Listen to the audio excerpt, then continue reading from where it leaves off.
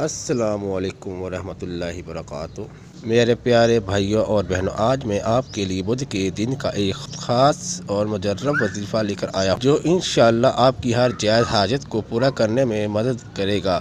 بس یقین اور خلوص نیت اور توجہ کے ساتھ کریں، اللہ تعالیٰ برکت عطا فرمائے گا۔ وظیفے کا تعارف۔ بدھ کا دن رحمتوں اور برکتوں کا دن ہے، اور اس دن کچھ ایسے اذکار اور دعائیں ہیں جو بہت مجرب سمجھی جاتی ہیں۔ اگر آپ کی رزق میں تنگی ہے، کسی مقصد میں کامیابی چاہتے ہیں یا کوئی بھی جائز حاجت ہے تو اس وظیفے کو لازمی کریں۔ وظیفہ کرنے کا طریقہ۔ سب سے پہلے دو رکعت نفل حاجت کی نیت سے پڑھیں۔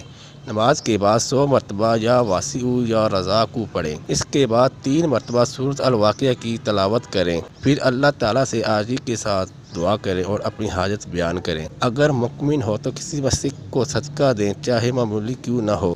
یہ وظیفہ بدھ کے دن فجر یا عصر کے بعد کرنا زیادہ افضل ہے، لیکن آپ کسی بھی وقت کر سکتے ہیں۔ دوران وظیفہ مکمل دھیان اور یقین رکھیں کہ اللہ تعالیٰ ہی حاجت پوری کرنے والا ہے۔